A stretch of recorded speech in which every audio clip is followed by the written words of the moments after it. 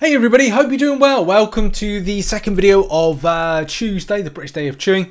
So this video is going to be focused on the Legends event. Yes, I've already done a video, and if you've been following the update of the spreadsheet, I just did a new update today. And I thought I'd kind of like, show this to you because it's an interesting thing. And I thought I'd do like what champions I've been using and finding really effective and have worked quite well, especially now that I've done all the difficulties from Conqueror to Paragon. I want to just give that kind of perspective to you of like some thought processes, because it's actually a little bit more straightforward than you might think. So one of the things that, and look, if you've done this and you think it's easy, then great. I'm sure this video is not for you, but if you're watching, thanks for supporting. Please hit the like button. That'd be very much appreciated. But for those still kind of like about to do this or looking at a method in which to take this on, something that's really cool is Kabam have made the Conqueror to Paragon levels have the ability that you can target each path that you want. So one thing you're not able to do in the Brutal DLX version is go to each of the paths. Why is that so important? It's very important because you don't have to do the quest in one big lot. What you can do is you can go, okay, well, now I'm going to go to theoretically path A. And on path A, I'm able to then get down to the bottom of it and go, let's look at my champions. Well, I could instead kind of go right to the boss and, do that as my champions are quite low. I want to save revives. I want to save some health potions. So you might use your remaining champions still alive to then take down the boss. Then what you'll do is you'll do the quest. Okay, then you reset it again and go, okay, well, I'll go down the next path, path B right there, and try my luck again. You might be like, well, most of my champions have full health, so it's fine, I'll do the next path. So you'll then choose to go to that path. And in that path, you may not have a good run. It may be a terrible run. Things happen. Things go well, things go bad. And you might have a decision go, well, I've got enough health to then, with some of the champions, to take on the boss. So you might do that. And then you come back, and then you're able to go down and do similar thing. Judge it at the end of the path. If you didn't really get that, what I just said, I'll kind of go over it in a kind of basic way. It's basically saying that you don't have to do all of it in one big go, one lot. You can really target on a slow grind on this. A lot of people will just want to get it done in one big lot, which I did do a couple of lower times. But then after a while, I was thinking to myself, well, there's some runs where things didn't go right. They went actually pretty wrong. So I decided, like, even in the Paragon one, that after, say, the second path, it didn't go very well. So I was like, do you know what I'll do is I'll go to the boss. I'll practice a bit on the boss because I had like a few runs where one shots, others, two shots. And I was like, do you know what, this isn't good. I want to be able to get the one shot. So yeah, it was all about kind of like making sure that I could finish this off by not using any revives or health potions. And that's what I advise everybody to do. So that's the first part of this video. We've done and dusted. We got that out of the way. The part 2 to this is I'm going to go over some of the champions that worked really well for me against some of the enemies and why I brought them in, and also go over the methodology of how I rotated and used them, which you can find in the link in the description, the guide for this month, as we've got the Legends event information. So yes, champions that I used. So my team, you can see on screen towards the left hand side: Archangel, White Magneto, Red Magneto, Nick Fury, and Warlock. I think it's going to be a bit of the, like, why. I think a lot of questions will be as to why this team and why this team worked for me. I always think that if it's stupid and it works, it's not stupid. And this particular team was able to tick a lot of boxes, which we'll go over. In a nutshell, I'll just kind of basically explain it. Archangel was able to be used on Winter Soldier, which was the priority. Juggernaut, which was the priority.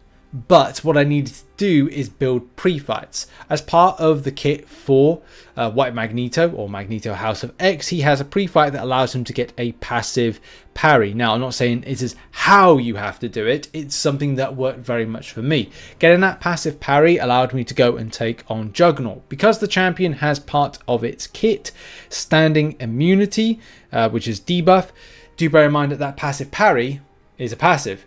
It's a passive effect. So therefore, it is not a true debuff, which means that I can, right at the very start, get a parry, get a heavy, get a knockdown, and then what we've done is we're able to then go and hit the champion. The problem would be any other champion. It would be, well, they'll be immune to parry, so you weren't able to kind of get that. Look, some people play without the parry, but I just found that it was easier to get that knockdown to then play about with getting debuffs on the enemy. I found that like an easier rotation, but each to their own with how they, how indeed they look to interact and play.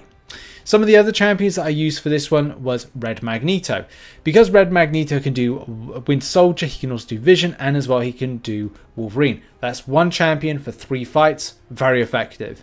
The same thing with Archangel. Archangel can do 3 fights for 1 champion. Again, effective kind of use and cover. The other kind of option that works quite well is Warlock. Warlock I found was a great champion option for utilizing against Scarlet Witch, because the champion is poison immune, which we'll talk about in a minute when we roll some footage. But yeah, poison immunity, big issue, because I found myself getting poisoned and losing a lot of health.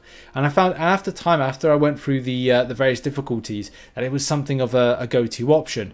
There are other options. If you've seen the spreadsheet, you'll know there's tons. There's tons of options for this one, whether or not indeed you're choosing the likes of Guillotine 2099 to use against Vision, or using it against Scarlet Witch. There's tons, which, you know, if you've seen the video, you'll know exactly. But in any case, let's roll some footage of some interactions, and I'll go over a bit more detail about stuff and some rotations. So here we go with the footage. There's 37 fights in this in general, and I really like using, I've got a rank 4 6-star version of Archangel, and it just makes light work of things, especially when it goes to Winter Soldier. And as well, as soon as we get that passive parry off, that we're able to fully utilize against the likes of Juggernaut, which we'll see in a minute. Getting some hits into my block in order to build up those poisons. Very nice, very easy rotations, don't have to really worry about. Playing a little bit aggressively, and that's the thing with me, I just like playing quite aggressively, even though there's going to be a chance that a special attack could get me, but luckily, hey, that didn't happen. So this is the reason I do the passive parry. It's just that I can get myself a bit more kind of chilled into the fight, and also get my neurotoxins off as quickly as possible. When the champion is rooted, now I get rooted myself, which is a problem. I just have to be very careful about kind of like evading out of the evading away whilst rooted the heavy attack that Juggernaut throws, which he does throw them. Also, when the enemy champion is rooted, so we'll see like a little bit of me rooted and how I kind of like dealt with that one. Stay into the block, swipe back when, you know, the uppercut comes, and yeah, just trying to like get those rotations in and keep up the debuff standing and moving. You can see there what I'm doing there. I'm just like poking and then kind of going back in again. As soon as the uppercut comes, I'm just kind of in. I'm trying to keep that timer still kind of kept going, just so I can keep up my momentum, also keep up my neurotoxins. And I've had at times it just kind of completely go when it comes to the what is it called, the root. The root just goes. Like, I don't know if it's part of the neurotoxins playing tricks there or doing stuff, but you can see like you know, we're just trying to be as aggressive as possible. Watch out for when the uppercut comes with Juggernaut, and just being aggressive in. But that passive parry massively helps. When it comes to Vision, which you can see on the screen, this is, I approach this in a very different way.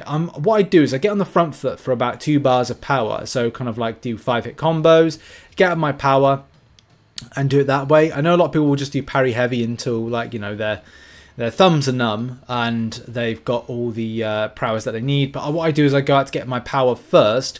Then I go to like do the parry heavy, and I think it's 40. 40 is fine. I think I did a 39 and it was fine as well. 39 prowess. But yeah, I'm on 40 prowess at the moment, and I think one more, and we're going to go and shoot it. Yeah, we're shooting it right now. So yeah, shooter. That's Happy Gilmore kind of reference that, and it's like boom, it's done. Just simple as that. Love it. Then it's on to Scarlet Witch. This is the one that kind of like stuck me a little bit, because you could do well, I do a parry and then I do a charge up of the prowess. So it's like parry and then hold heavy, release. But you've got to watch out. As you can see there, I made a mistake. So I did want to leave a mistake like this in this, because I just want to showcase, like, look, timing is essential. You got to make sure that you kind of fire off at the right time whilst your parry is kind of like going off. If you can time it well, hey, you can time it well with not allowing a parry. But, you know, just throwing a special attack, once you've built up and charged up with the heavy for the power, then it's great. But do watch out for the poisons, and that's the reason that Warlock has been an option for me and has been working very well. As well, Warlock, yeah, great champion. Look, I'm playing around with 1% here. doing a lot, doing a lot of kind of intercepts. I must admit, I'm making my 1% count because I was really kind of like, I got to be honest, I was a little pissed off about the way that last fight went, where I got clipped, and I was like, okay, well, let's just try and play as better as possible here. And I was just like, I'm just like trying to deal with my 1%. Luckily, a lot of these champions, SP1s or SP2s, are very much easy to avoid, but you got to be careful, and that's what I'm doing. I'm trying to be as careful as possible here with the interaction. Normally, what you do is you will build up. Same thing as before, parry and then hold heavy to then try and build up your Fury passives.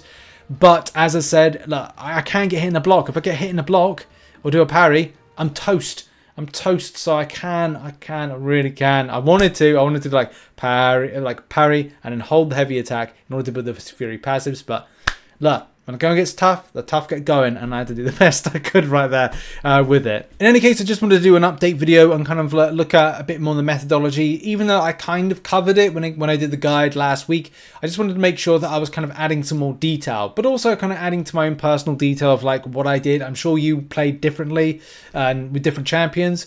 So yeah, put it in the comment section. Who do you use? What kind of methodology to play did you use? And was it effective? What you found you could do better? Other things like that. In any case, thank you very much for watching this video. Check out some other content, and I'll see you in the next video whenever that'll be. Bye-bye.